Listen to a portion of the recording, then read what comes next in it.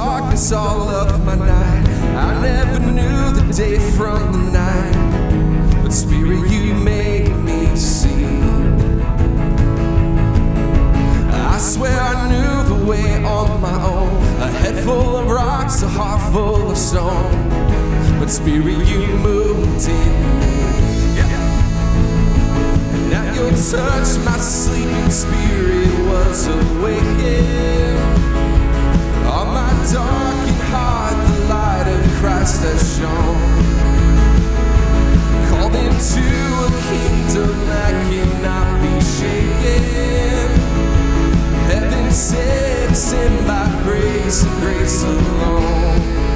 I'll stand, so I'll stand in faith by grace and grace alone. I will run this race by grace and grace alone. I will slay my sin by grace and grace alone. I will reach the end by grace and grace alone.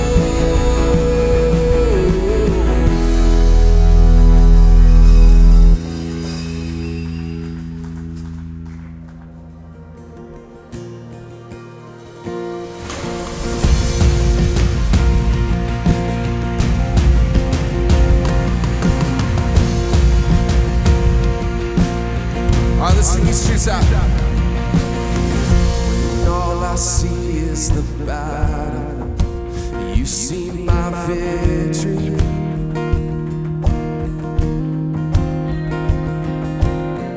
When all I see is a mountain, you see a mountain move. And as I walk through the shadows, your love surrounds me.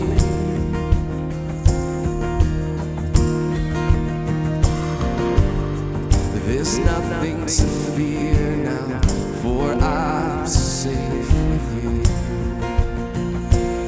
Let's sing this out, church, come on. So when I'll fight on my knees with my hands lifted high.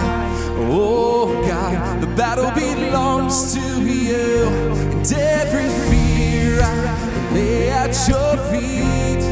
I'll sing through the night, and oh God, the battle belongs to you.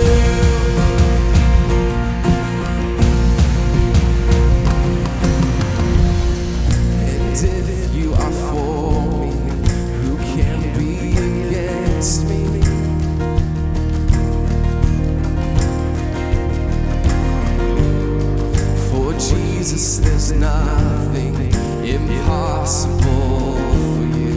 Believe it. When all I see are the ashes, you see the beauty. Thank you, God.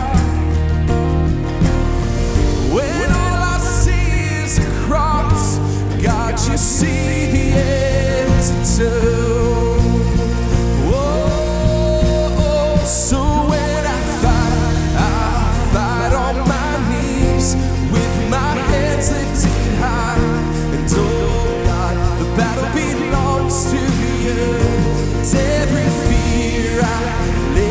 Your feet, I'll sing through the night. Oh God, the battle belongs to you. And almighty fortress, you go before us.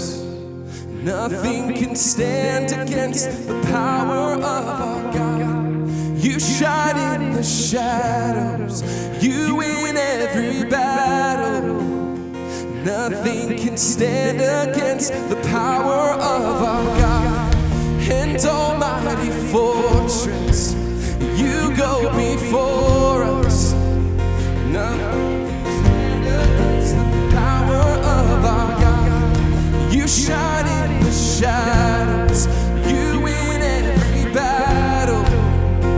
Nothing can stand against the power. Sing that with authority. And almighty fortress, you go before us. Nothing can stand against the power of our God. You shine in the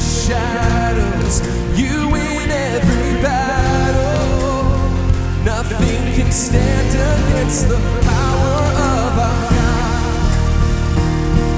Oh, so when I fight on my knees with my hands lifted high. And oh God, the battle belongs to you. And every fear I lay at your feet, I'll sing through the night. And oh God, the battle belongs to you. And oh God, the battle belongs to you.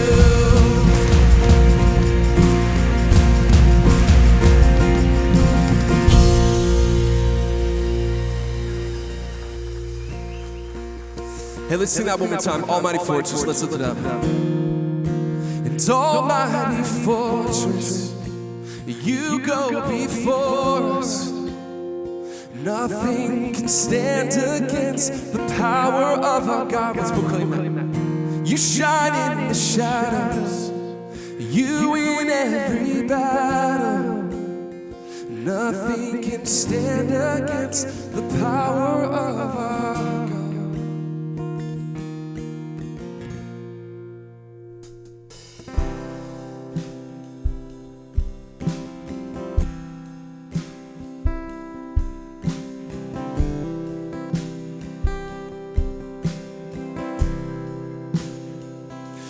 Love you, Lord.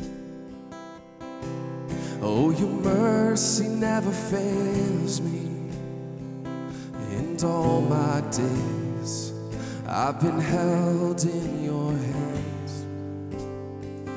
From the moment that I wake up until I lay my head, oh, I will sing of the goodness of God. And all my life you have been faithful. And all my life you have been so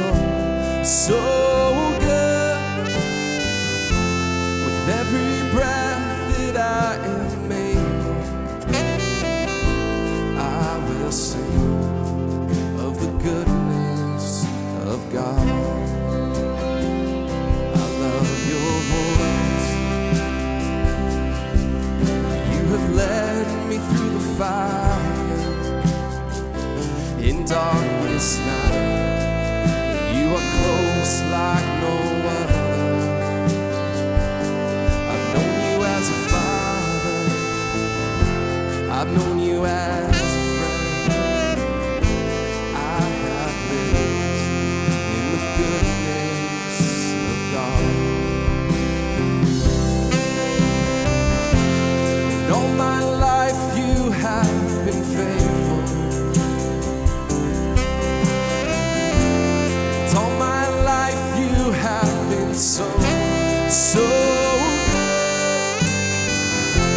With every breath that I am able, I will sing of the goodness of God.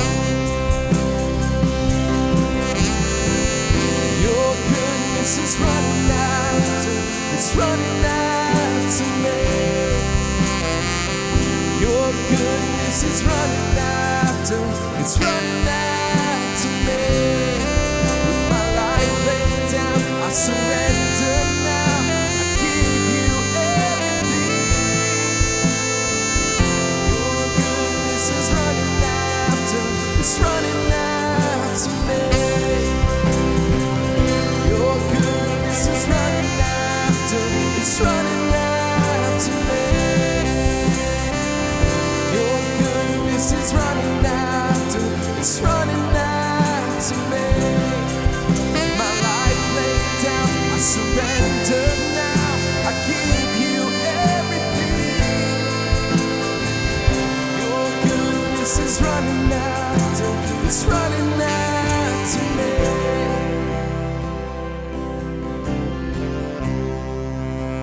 All my life. And all my life you have been faithful.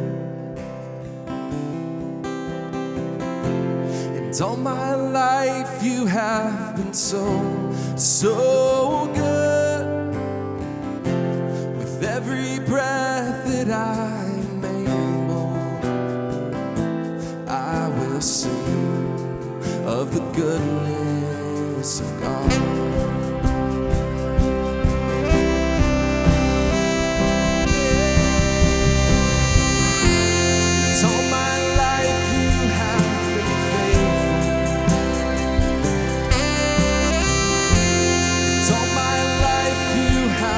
So good. With every breath that I am able, I will sing of the goodness of God. I will sing of the goodness of God.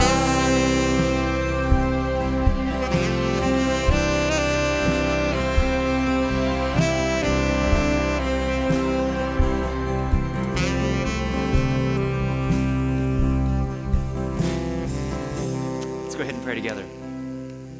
Lord, I know that as we gather, as we show up, we come from different spots and different places in how we're feeling right now, and we might be worn, or we might be discouraged, we might be frustrated with things. And so I pray that the things that we've reminded ourselves of, that those realities would sink in, that we would recognize that you are a God who displays so much grace to us, and we do not have to have it all together to be in a relationship with you. And that as we encounter different trials and adversity and the things that we just wish were not the way that they are, God, that you are with us in the battle and you are the one that's in control. And that every day of our lives, it's your goodness, it's your mercy, your love for us, your children, that pursues us. And so I pray that you would encourage us with those truths today. I pray this in Jesus' name. Amen. Hey everybody, it is great to see you, great to be with you. I want to welcome you to Terra Nova, and before you take a seat, we'll give you a chance to say hey to some people around you. And today, what I'd love to have you share is to find somebody and just say, hey, here's a highlight from the past week for me. It might be a big thing, it might be a small thing, and if you don't have a highlight from this week, that's fair enough. It might have been a rough week, but you still have to smile and say hey to somebody, okay? So go ahead, find somebody, connect with them real quick.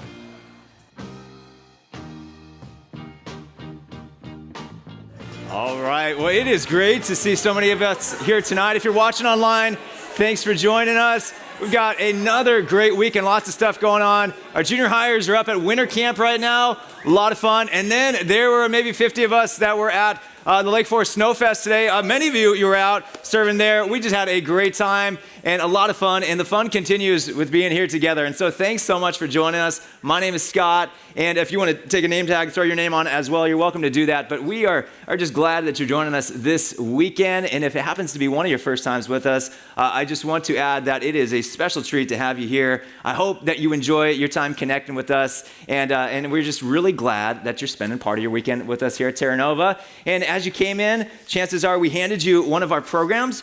This is our way to kind of communicate what's going on, what's coming up, some of the things that we'd love to have you just kind of find out about. And so you could spend some time looking through that. You'll see we've got a few different things coming up. We've got a baptism that's happening tomorrow. We've got a young adult lunch. We've got a Terra Nova tour that's taking place. So spend some time reading through what's in this program. But the thing to start with is to find this back flap. This is what we call our Connect card. And one of the things that we love doing is just hearing from everybody each week, how things are going. Like I mentioned, maybe highlights, maybe lowlights, how we can care for each other, support each other. Again, if you're a guest, the thing that we'd love to have you do is just to spend a moment filling this out. You could share as much as you like to share.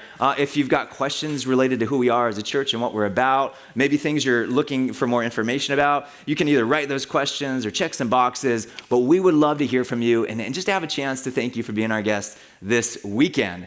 And it is wild, so we are at the very last weekend of January, which means that February begins this upcoming week. And February is when we launch our life groups. So we take the month of January and go, hey, let's sign up. Let's jump into these groups. We've seen so many people do that. And that means that this is kind of our last call to jump into our spring season life groups. And so if you haven't already picked a group to join, then this is the time to do that. You might see there's brochures that are around you. You could grab one of those. You could sign up that way. You could pull out your phone, use the Terra Nova app to access that, or jump online. And we would love to encourage you, if you haven't already joined a group, this is the perfect time to do that because these groups are going to begin this upcoming week. So as we move towards the month of February, we're 2 weeks out from a weekend that I'm just referring to. It is like a can't miss, must see weekend around Terra Nova. And it begins with a new series that we're going to be launching. This is February 11th and 12th weekend. The new series is called Investigating Jesus. And this is something we're really looking forward to diving into. You'll hear and see a little bit more about this in a moment. But it is a series that we're convinced it's going to be something that we love, that's great for us, and it's great for our friends as well, which is why either right next to you or underneath you, you'll see that we've got some invite cards for this new series. And so you could take those with you as you're connecting with people and friends over the next couple of weeks. You could say, hey, I'd love to have you join me for this. Maybe take them out to food before or afterwards. But we would love just to make this series a series that we can connect and invite our friends to. And so, again, this must-see weekend, it kicks off with this new series happening. And one of the things you might be putting together is going, okay, February 11th and 12th. The 12th is Super Bowl Sunday, because some of you are big Super Bowl fans. You party hard. We know this about you, which is why we take the Saturday night before, and we have a Super Saturday night here. It takes place right after our 5 o'clock service. And so you're going, hey, I'm here at the 5 o'clock. This is going to be perfect for you. And what we do is we've got Buffalo Wild Wings. We got a nacho bar. We got old Super Bowl commercials. Lots of fun where we just have a great time next door. Great things going on for the kids as well. And if you're going, you know what, I start the pregame thing at 3 on Sunday, 3 a.m. that is, then Saturday night is going to be the perfect night to come to. And we love, again, invite some friends with you. And anybody that likes to have a good time, it's going to be a great thing for them to come to. And one of the things you'll see, it's not just great for adults, but all weekend long, we've got really fun things going on for our kids and our teens. And so they're calling this like the supersize weekend. As you look at this flyer, you'll see some of the different things that our groups and classes are doing. A lot of them involving food that I'm going to figure out a way to get into as well. Super Sunday for our preteens. I might wander into that group as well. But again, a must-see, can't-miss weekend around Terra Nova. It's February 11th and 12th, so that's coming up 2 weekends from now. And we hope that you'll not only make plans to join, but connect with some people that you would love just to see, be able to find a home at Terra Nova, or just experience a little bit about what we're doing, and invite them to come with you that weekend. But again, that's 2 weekends away. And right now, we are going to jump into part 2 of a series that we kicked off last weekend. It's a series we're calling This Is My Year, I Promise. Let's dive in. This year, this is my year, our year. Can you feel it? More motivation. Motivation. Synergy. Adventure. Responsibility. Intimacy. Achievement. Advancement. Determination. Focus. This is my year. Honey, so? What do you think? Yeah. Motivation, integrity, determination, synergy. Come on, honey. You're not even listening to me. I mean, I have a poster and everything this time. This is perfect. I mean business. Jack? This is my year. I promise. I just can't get enough of that.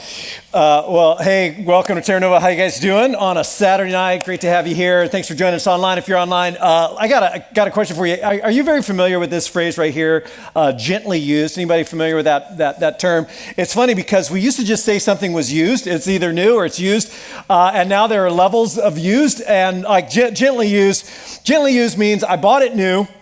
I took it out of the box, but I never really used it, and I don't think I'm ever gonna use it. So it's really more like an open box thing, but it's gently used. And you can get some really good deals on gently used items, right? Gently used things. And some of the best deals of all time are on gently used fitness and exercise equipment. Have you ever noticed this? Like it's everywhere. And when I say gently used, I mean, you see it and you ask, did anyone ever use this? And the answer is Not really at all. And in fact, now the truth is, I try to buy everything used. I really do. I'm a cheapskate. I buy my cars used, my computers used. I try to buy my clothes used. I even buy my running shoes used. So here's what I found out. So I'm a runner. I run a lot, and because I run a lot, I want to have good running shoes, and they can be kind of expensive. And I go through them a few times a year, and so. One of the things I notice is if I go on eBay, I can almost always find my shoe dirt cheap, gently used, because somebody on their New Year's resolution decided, I'm going to get fit. I'm going to start running. Of course, I'm going to buy the best of the equipment so I can do this. And then they ran around the block one time and realized that they actually hate running. So they threw them in their closet. A year later, I'm scooping them up at a third of the price because they're gently used. And some of you have bought and sold things like that. Like it was a great idea, and then you got it, and then you realized you were never going to touch it. And a year or two later, you're getting rid of your gently used items. And one of the interesting things is that the original purchasers purchased that item because they were believers. They were absolute believers. They believed. We believed in fitness. We believed in exercise. We believed in cardio and health. And in fact, the reason why it's gently used and at such a good price isn't because we didn't believe, but because we never actually used it. We didn't actually do it, because when it comes to exercise, as is true in many of our areas of our lives, people don't act on what they believe. And so today we're in part 2 of this series called This Is My Year. I promise, because the past 2 years, we started out last week saying, have made it really easy to be, and here's this word I would never use of you, but others have used about themselves in talking with me, kind of made it easy to get a little lazy and to lose some of the better habits and rhythms and routines that have maybe been built in our lives, but like, not this year. This year's gonna be different. Finally, this is my year to regain maybe some lost ground or to get some things back on track. And last week we said something that you all know, especially in the arena of physical health, that believing in doesn't really make much of a difference. In fact, in most areas of our lives, believing in something is not what makes the difference. What is it that makes the difference? It's the doing. And in fact, it is what you repeatedly do, which is the definition of a habit. It is what you repeatedly do that really makes all the difference in life. And in fact, this is so true. You can actually exercise with a bad attitude. Anybody ever done this? Like you just had this terrible attitude and you didn't want to do it and you did it anyway. You can exercise not believing that it's doing you any good, and it still does you good. It still does good because it is the doing, and especially what we repeatedly do, the rhythms, the routines, the habits that we build into our lives that really make all of the difference. And that's true in many areas of your life. But there's another thing that's true about exercise. And some of us have experienced this, like some of you who exercise, or some of you who used to exercise or do something and then you stopped because somebody you did it with moved, like somebody moved or you moved or something happened to that friend group and you're not really around those people anymore, or they closed your gym, or you changed jobs and now you don't really see those people anymore. And isn't it true that having a partner or like another person, maybe some of you have hired trainers for this very reason, or maybe a group that's involved in that activity, that makes a difference as well. Isn't that really true? And some of you are looking at me like, what?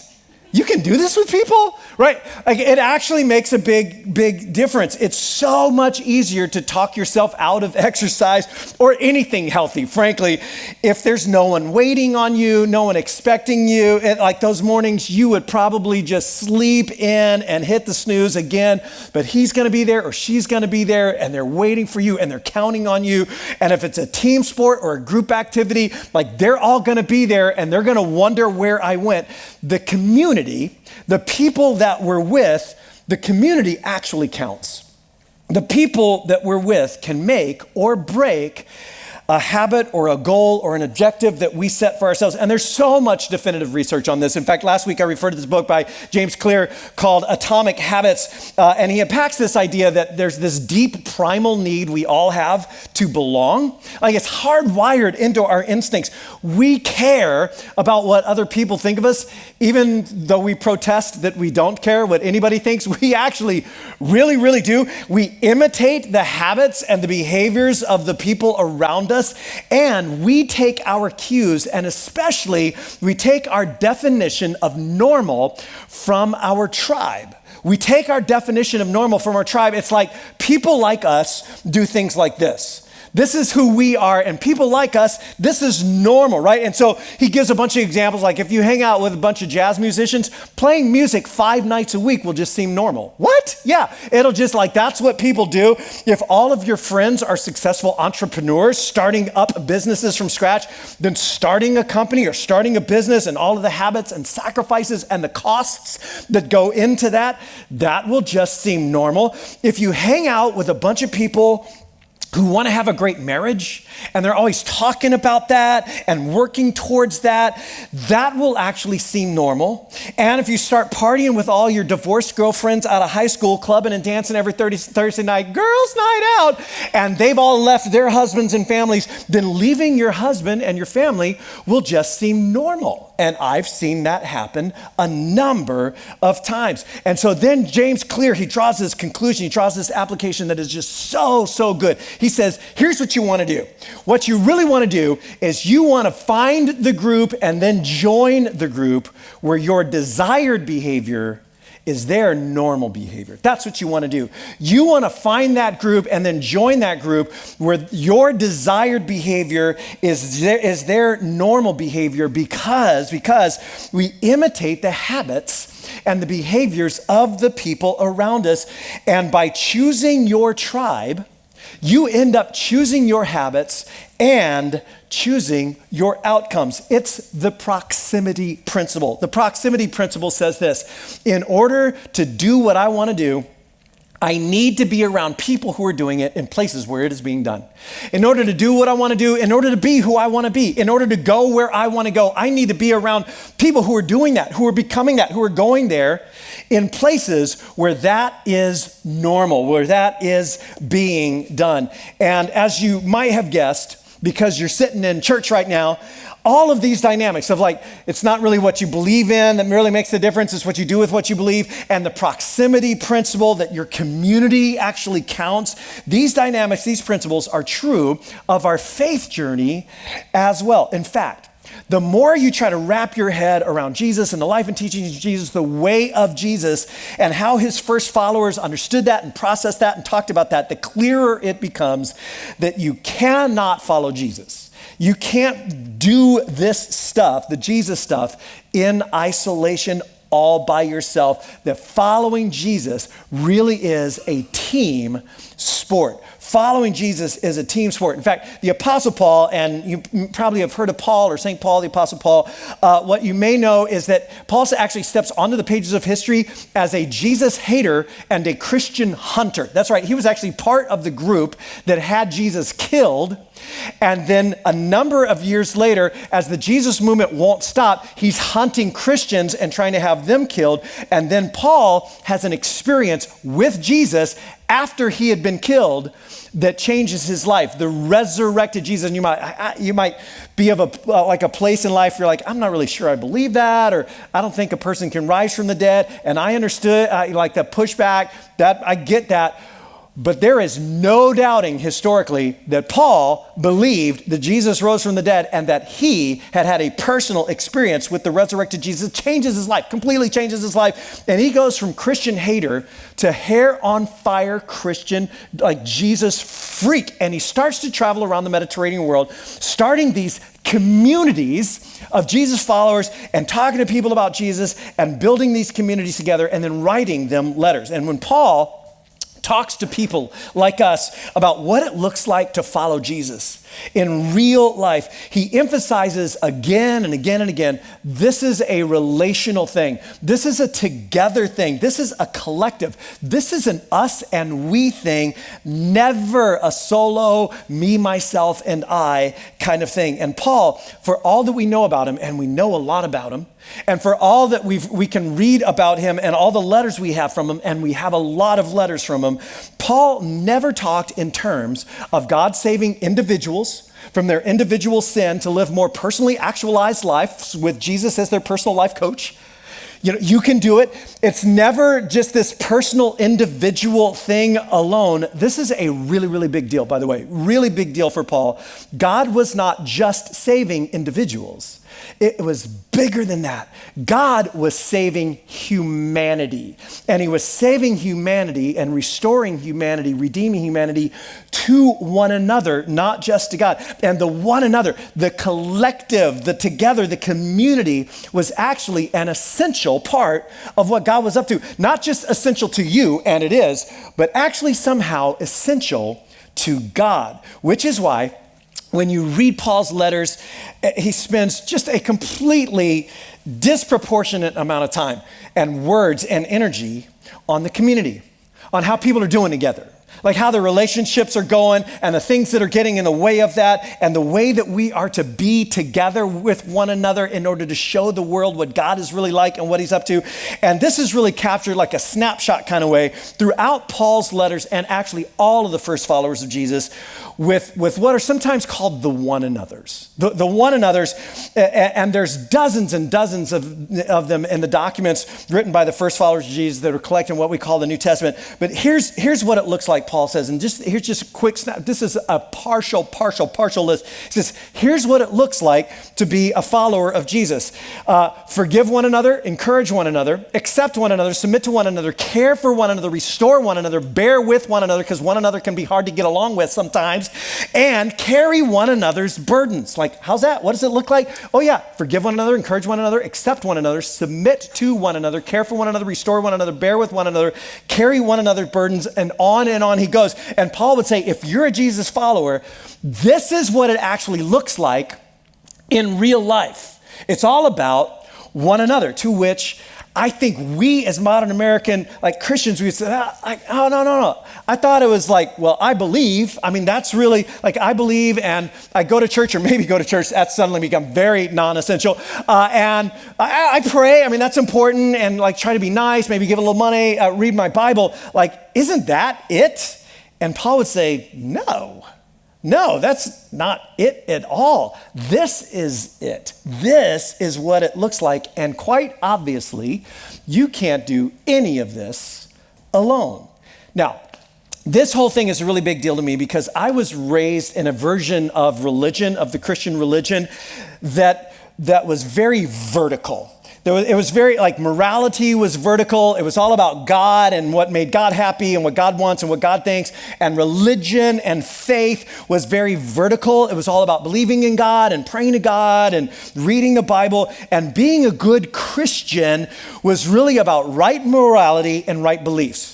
And as long as you had that, like you believed the right things and you behaved yourself, then you could be pretty sure that God was good with you and that you were good with God. It's like, it's me and God. It's just me and God, me and God, me and God. God, are you good? Because I think I'm good. Are you good with me? Because I'm good with you. And it's that whole, as long as me and God are good, then me and you doesn't really matter. Like, that's not even part of the equation. And this is a real problem. This is a problem because though the vertical is important, and though morality and what we believe is important, it shapes who we are, they are far from summarizing or capturing what Jesus was all about and what following Jesus is really all about. And in fact, it sets us up to be self-righteous and to be somewhat self-important and even self-focused. And if you have a purely vertical orientation, it actually sets us up for all sorts of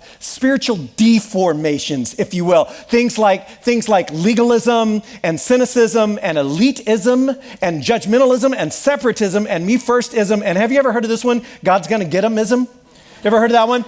Yeah, God's going to get them as them. Yeah, that's right. Because we're the Christians and they're the sinners, or we believe the right things and they believe the wrong things, and it's us versus them. And so you need to stay away from them because God's going to get them ism, right? And I was actually kind of raised like that. This is a bit of how I was raised. And then I walked away from all of that. And then I made a decision in a drug rehab to follow Jesus. And that's when I began to really follow in earnest. And I seriously wanted to learn more and discover more about the real Jesus. And as I began to just dive into the stories and the biographies of Jesus and the writings of his first followers and how they had processed that, I discovered, actually kind of to my surprise, and it was to my pleasant surprise, that this wasn't true at all. I mean, Jesus did not say, stay away from those people because God's going to get them ism.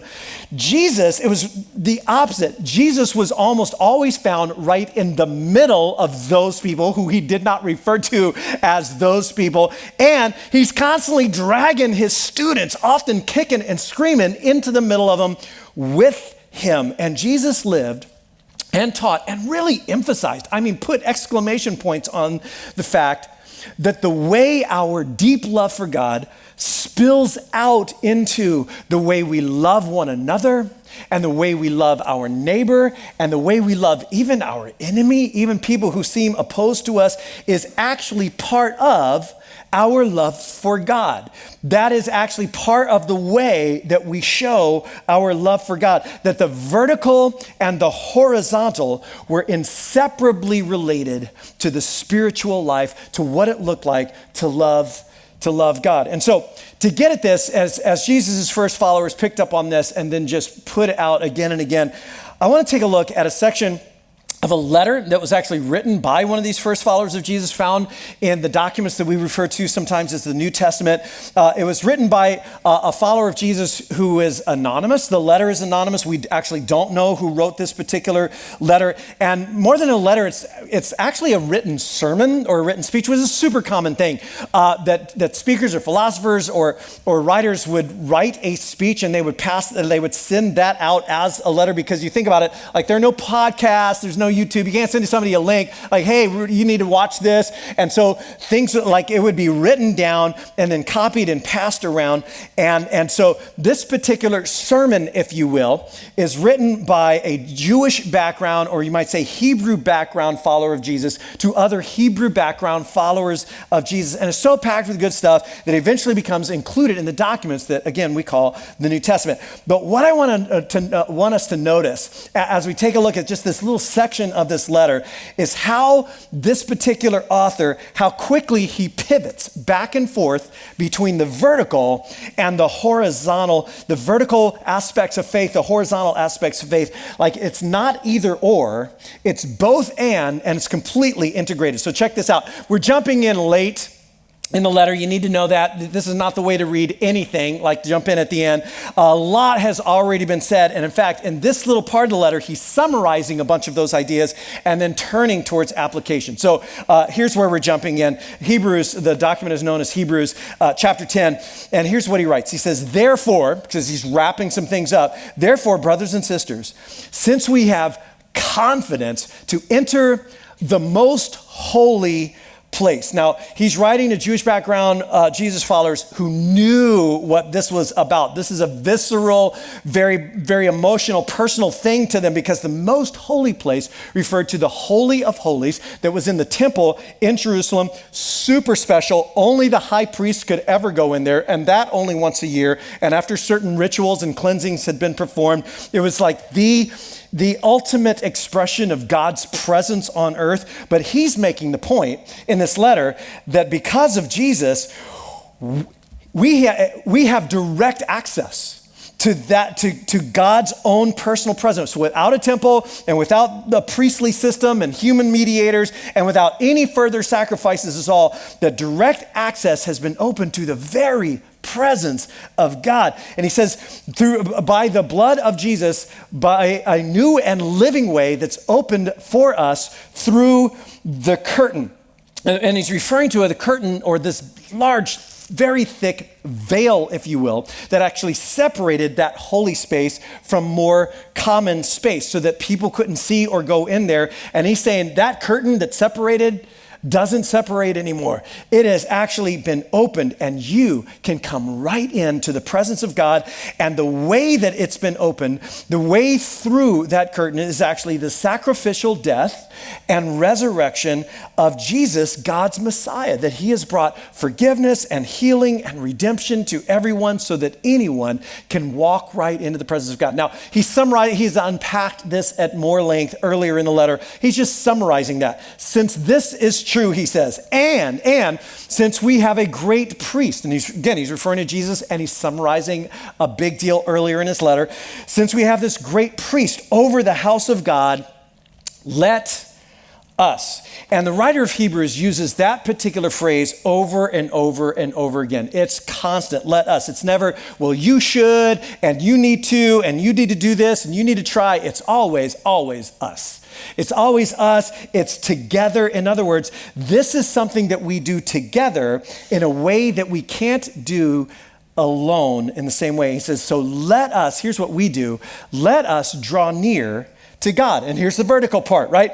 The way has been open for you to draw near to God with a sincere heart, he goes on, with a sincere heart and with full assurance that faith brings, having our hearts sprinkled to cleanse us from a guilty conscience. And again, he's summarizing things he said earlier in the letter. And so you're pure and you're clean and you don't have to do anything else to walk into the presence of God. And again, it's very vertical. The way that we collectively relate to God and draw near to God, he says, like, let us do that. And then he says, and let us hold unswervingly to the hope that we profess. Here's the second thing that we do together. We remind each other of hope. We remind each other of the promise. We remind each other of God's faithfulness, that he's here, that he's with us.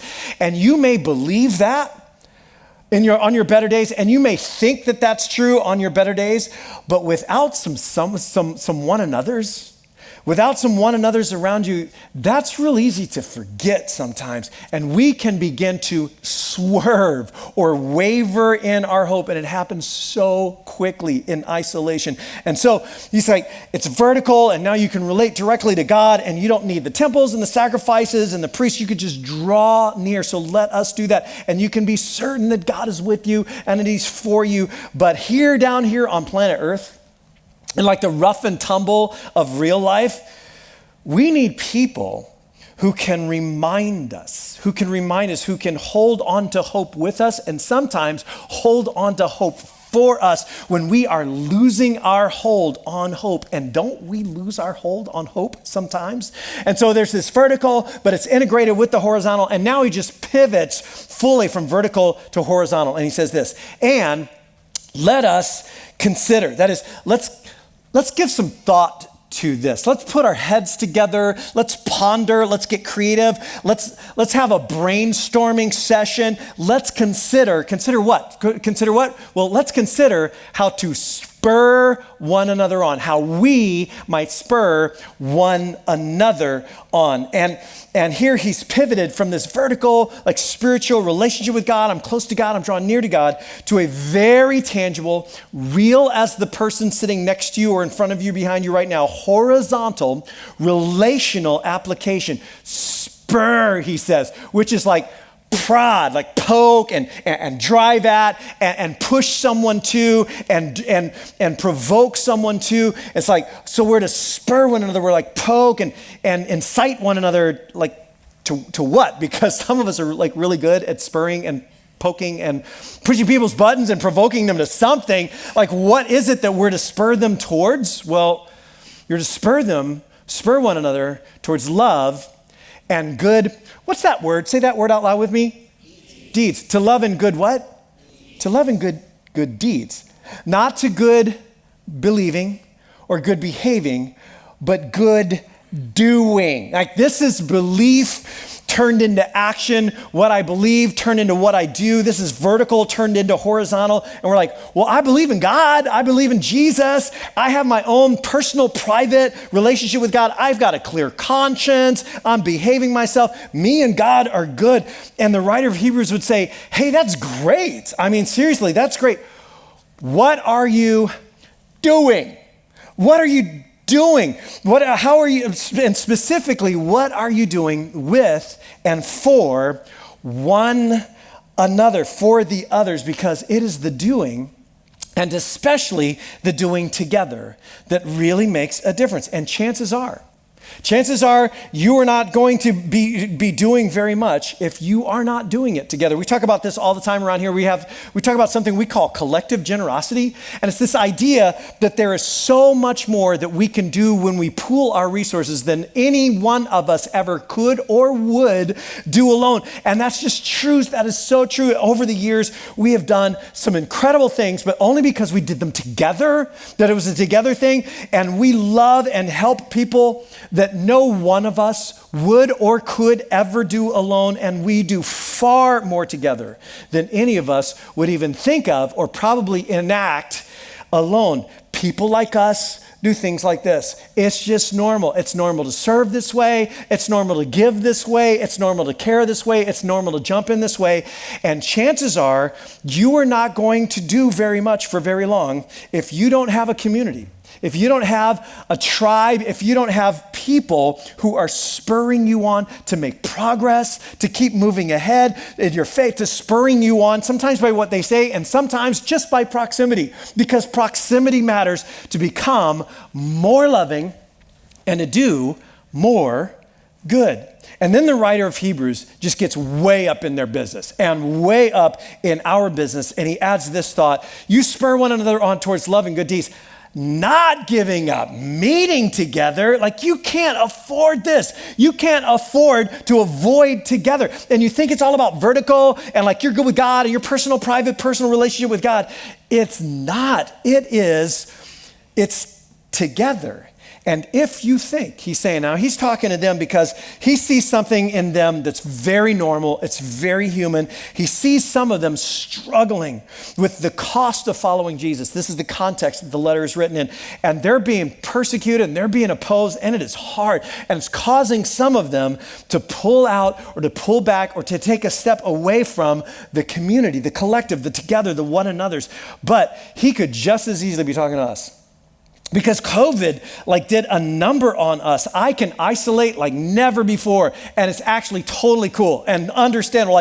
I can get everything I need delivered to my house. I can get everything I need spiritually just online. I can watch that. I can tune into that. I can listen to that, and I can be alone and isolate myself, and it's not going to change anything about me and God, is it? Now, don't get me wrong. Online is great. And if you're watching online, I'm not judging you. I really am. Online is great. I'm grateful that we have it, because you know what? Online is a great supplement, but it is a terrible substitute for together. And it is not at all a substitute for community. And he's saying to them, if you think you can do this alone, if you think you can be alone and avoid together, if you think you can substitute the tribe, the community, the people, the collective for your personal vertical relationship with God, you're not only wrong, you're actually missing the point. You're actually missing part of the point. And if you opt out of together, it will not only impact your faith, and it will, trust me, over time, but more importantly, or at least just as importantly, it'll impact the Jesus movement. It'll impact the movement, it'll impact the community, and it will impact God's dream. And so the writer of Hebrews is like, I can't believe it. I can't believe it. Some of you have actually stopped gathering together. Like, what are you thinking? Not only can you not do this thing we're talking about solo, thinking that you can, and trying to completely sabotages the point, this redemptive interpersonal movement in the world that was divinely designed to be a one another movement. And then he concludes so powerfully, not giving up meeting together. He says, I heard some of you are in the habit of not gathering anymore, but here's the contrast, but encouraging one another. But encouraging one another because every follower of Jesus, and straight up every human being, right? Every follower of Jesus and really every human being needs to be in a one another community where you are being encouraged and you have the capacity and the ability to encourage others. And that word encourage is a great word. You know what encourage means? It means to put courage into somebody. That's what it means to encourage someone, to put courage in them, to put courage in them. And why do we need that? And why do you need that? Because it takes courage to live this life well. It takes courage to go against the path of least resistance, which is the gravitational downhill flow of anything in your life. And if you ever want to go against that, to do something other than that, it's gonna take some courage in your life. It takes courage to be gracious when people are ungracious, to be forgiving when you're hurt, to be understanding and patient when you're disappointed and let down. It takes courage to be generous when I got stuff I wanna buy with my money. It takes courage to be selfless in this self-centered world, and it takes courage to live out your faith like authentically and honestly and humbly and graciously and respectfully in a world that does not necessarily respect that or view life in the same way. It takes courage. It takes courage to live this life well, and at the same time, day-to-day life has a way of sucking the courage out of us, doesn't it? Of taking courage from us, of beating us down, of taking the wind out of ourselves. Life has a way of being discouraging to us, and therefore we all need to be regularly, habitually in environments with people for whom this is normal, in places where people are doing this, that actually just put courage back into us. They remind us of hope. People around us who are sticking courage back into us, and at the same time, we desperately need to learn how to be those kinds of people ourselves. And if you're gonna follow Jesus, it's not just vertical. It never was. It is horizontal. It's about being in a community, a bunch of one another's, some relationships, some together with other followers of Jesus, so that you can be encouraged and that truth can be spoken into you and hope can be spoken into you when you need it, and even when you don't want to hear it. It's so important. And so as we wind down, I want to ask you a question. I want to ask you a question and get you thinking about this, because we're starting a new year. And here's the question. Do you have that? Do you have those one another's? That group, that people, that community, do you have one another's? Do you have people in your life? And this is an important, we could riff on this for a little while. I'm not going to for the sake of our time. But outside of your immediate family, that's actually that's an important disclaimer. Do you have people in life other than your immediate family who do this for you, who spur you on to love and good deeds, who spur you on to living out your faith, encouraging when you need it, and even when you don't want it, who have the right and have earned the voice to do that in you and for whom you can return the favor? Does anybody have permission? Does anybody have permission to talk to you this way? Is there a setting, a place, a context where these kinds of things happen and come about naturally as a matter of course? Because it is so true, the proximity principle is so true, that in order to do what I want to do, in order to be the kind of person that I want to be, in order to go where I want to go, I'm going to need to be around some people who are doing that. And I'm going to need to be regularly in places where that is normal, where that is being done. I need to join the group where my desired behavior is their normal behavior. Now, two real, just immediate, very in front of us right now applications of this principle for this year. And by the way, this applies to so many arenas and areas of our lives. And you can go off and kind of think through those for yourself. But two very immediate applications of this principle. And the first one is this. This is actually why we value gathering every single week. Like every 7 days, every week, gathering together, it inspires us, it keeps us on point, it reminds us of stuff that we know and forgot. It's the community that reinforces for me personally who I want to be. I'm like, that's right, that's who I want to be. Whether I'm singing these songs or having conversations, it's like, that's right. I forgot that this week. That's who I want to be. It's normal to be crazy generous. It's normal to make God's love famous. It's normal to serve people with nothing coming back to you. It's normal to be humble, to apologize when I've stepped on somebody's toes or offended someone, even if I think I can defend myself. It's normal to just swallow my pride, and because people like us do things like that. That's what we do. People like us, this is what's normal for us. And I need to be reminded of that. And that's why we value this practice. And the writer of Hebrews says, you need to make that your habit. And don't make not doing that your new habit. You need to make that a rhythm and a routine in your life. And the second thing is, and so that's more like an immediate deal. The second one is, this is why we value small groups. Now small groups take this to the next level because you can still be pretty vertical here. Like you can pop in and pop out and like kind of not really engage horizontally, but you engage vertically and it helped. And you were in an environment where certain things are normal and you wanted that to be normal, and that's good and that can be helpful. But being in a small group is like me saying, I'm going to get myself into a smaller, like face-to-face group where people are doing what I want to do.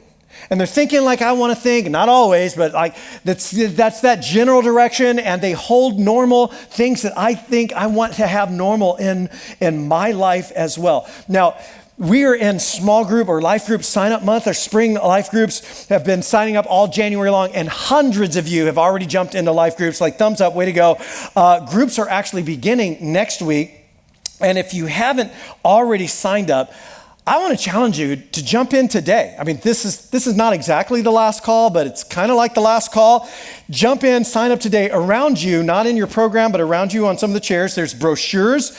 If you push one out of the way to sit down, grab that and fill that out. If you don't have one next to you and you don't want to bother the person sitting next to you to get one, you can sign up on your app if you have the TerraNova app, or you can just go straight online. You can do so right now on your phone and just go to ourterranova.com/groups. Really easy to remember, ourterranova.com/groups, and sign up for a group. Hey, if you're a young mom, we started a new group this spring called MOLO, Mothers of Little Ones. You need to jump into that group. Or if you're a single parent, you need to jump into that group for single parents. Don't do this alone. You were not meant to live life alone and to face life alone. Jump in a group. And if you have already signed up, like awesome, way to go. It's great to sign up. It's even better to show up. Now, every time I say that, people kind of chuckle like, yeah, it's true. I signed up. I never went. I'm actually not talking about that, though that's actually good too. I mean, show up. I mean, like you show up. Your real self, my real self. I bring me to this group and I show up with my questions and my doubts and my struggles and my answers and my hope. I have both things going on in me all the time, and real people do. And so you just bring your real self and you say, I'm going to show up. My favorite conversations are when we're reading something and somebody's like, yeah, I don't really get that. I mean, I understand the words, the meaning of the words, but I don't know. I mean, I don't really see it that way. Or that's when it starts to get fun and real and I think impactful for everyone. So if you sign up, that's fantastic. But really show up and press past some of those initial barriers and be a one another for the one anothers around you, because the Jesus movement isn't just vertical. It's not just about the individual and your personal salvation and your personal Lord and Savior. It is not just about you and God and me and God, but not you and me. It's I'm doing this thing and all the other parts are just interchangeable. It's like, no. It's not like that at all. It's about you and me and God, and you and me being in the kind of community that reflects the beautifully diverse wisdom and creativity and redemption and reconciliation of the God who loves this whole world so much that he sent his son for us. This will be our year for that. This can be your year for that, and we will pick it up right there next week with part 3 of our series. Don't miss how we wind everything down. Let me close this in prayer. Heavenly Father, I just want to thank you for your big, beautiful vision for us. It's so much better than just an individual personal thing. It's so much more fulfilling. It's so much more real to be bound together and connected to each other and to belong with one another and have to work through things together. And as we do so, our lives and our characters are shaped for the better. It's just such a beautiful vision. And so I pray for all of us, myself definitely included, or maybe myself first, that as we enter into this next year, we would bring our real selves to one another, and we would bring a devotion and a love to one another that reflects just how much we love and are devoted to you. And I pray that in Jesus' name. Amen.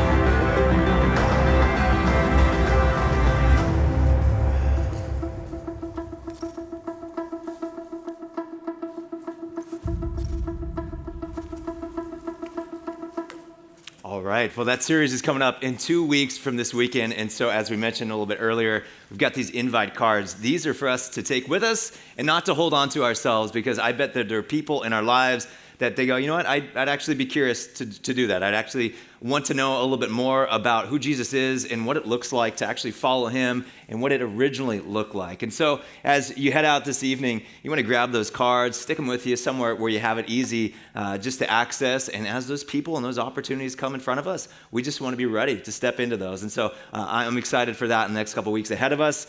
Hey, as we wind down today, a couple things to remind you of. First is the Connect card. Talked about this a little bit earlier. Again, if there's a way that you need courage right now, there's a way that you need somebody to bear a burden with you or just to be with you in life, let us know. Let us know how to pray for you. Let us know how to care for you. Let us know anything you want to talk to somebody about. But we would love to hear from you, especially, again, if you're a guest with us today. We'd love just to be able to follow up with you and thank you for being our guest. And as we talked about, last call for life group signups, and if you haven't had a chance to do that, now is a great time to do so. And one of the things that we talked about, people like us do things like this when it comes to being a community that is focused on being as generous as we can, and how different that looks when you consider the ways of what's normal in our culture. That's something that we love to embrace. And so for those of us who say, hey, this is my community, I want to be part of the reason why we do things like that, we've got the opportunity to give, and we've got an offering envelope, and we can always be given online or the Terra Nova app just to be able to step into moments to do things like that. Well, great. As you're heading out, anything that you want to leave behind, we've got our guest services teammates who are at the door, and so you can drop those things in there. But I want to make sure I invite you back next weekend as we jump into part 3 and the finale of our series called This Is My Year. Hope to see you back then. Thanks again for being with us today. You guys have a great week. God bless. See you soon.